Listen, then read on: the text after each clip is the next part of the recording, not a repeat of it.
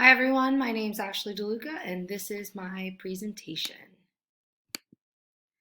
I currently am teaching in the Northern York County School District. I've been in that school district for 7 years.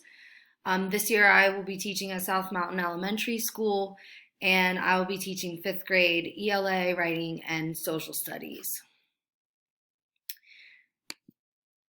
A little bit about me. This past year, before COVID started, I bought a house and moved to Boiling Springs with my boyfriend Simon, and we live there with our dog Isabel, who's right there, and our new baby Marley. We had Marley this in July, the end of July, so she's only a few weeks old. It's been a big change, but a great one. And we're looking forward to all the things that we get to do with her in the future. Some things that we're looking forward to doing with her, and things that I enjoy: going camping, going to the beach, watching and playing and coaching soccer. I currently coach I currently coach middle school soccer, girls soccer, and it's been a lot of fun. It was a bummer that our season got canceled this past year, but hopeful that by the spring that we will be able to play again. Um, I also enjoy paddleboarding and surfing when I go to the beach, painting and do-it-yourself projects. And I've really taken a liking to traveling, and I hope one day to travel Asia and Europe.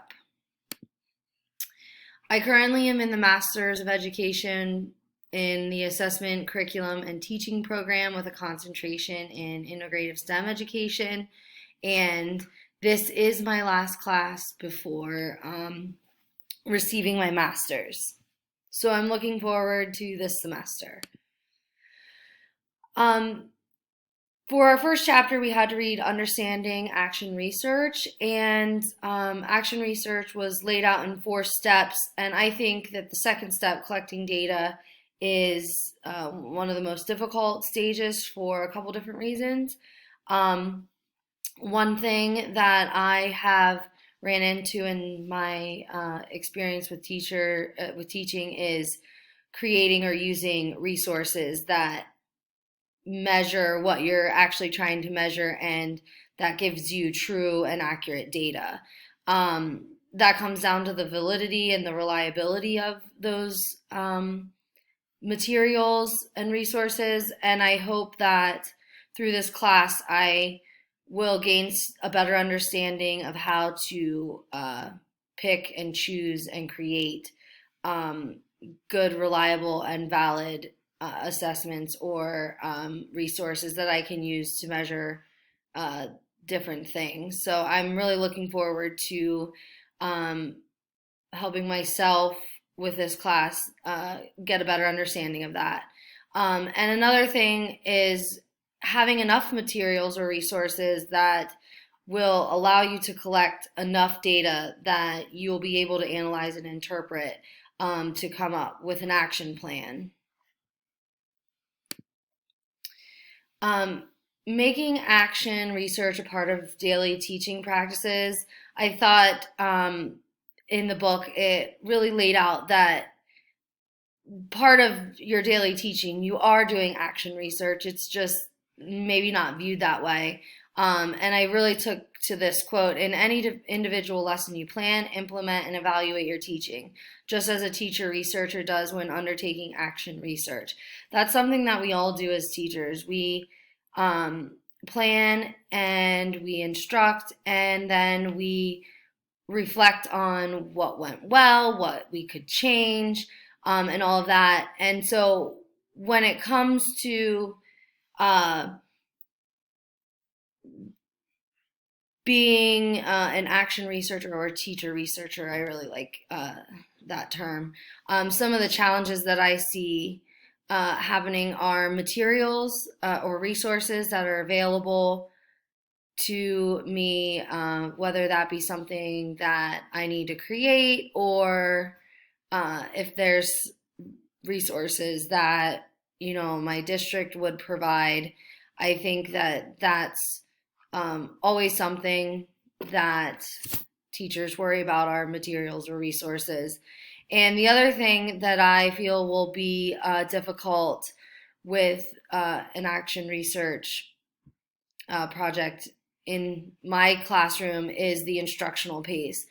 We have a standards-based report card, certain standards we have to hit in each marking period, and depending on what the topic is that I'm going to be,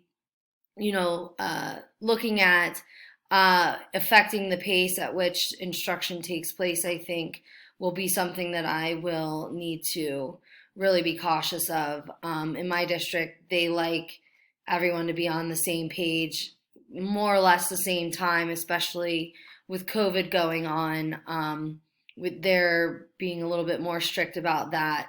So when we go virtual, everyone's still getting the same or hitting the same standards at the right time. The stories from the field, the one that resonated the most with me was the second one with Rebecca. I really resonated with that because looking at your own teaching is real professional development.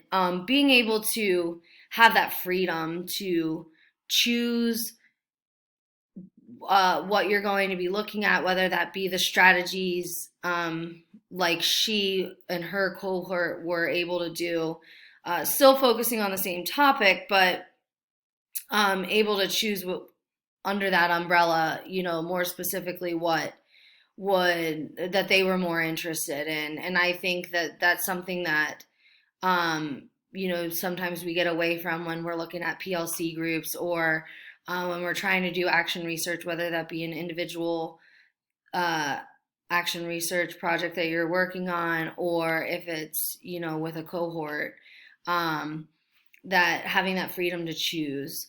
And I think that the second quote, as education continues through the reform process, teachers must have a say in how they change their own practices, is huge. I feel that a lot of times, sometimes,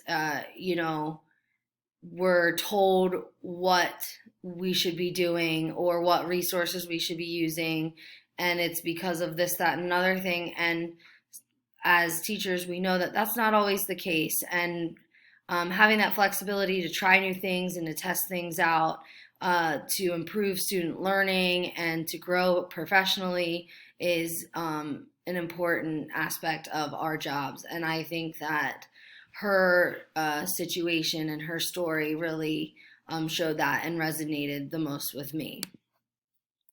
Some concerns that I have with the action research project is first, choosing a topic that can be done both virtually or face-to-face. With the time that we're living in now, everything needs to be, so that it can be done both ways.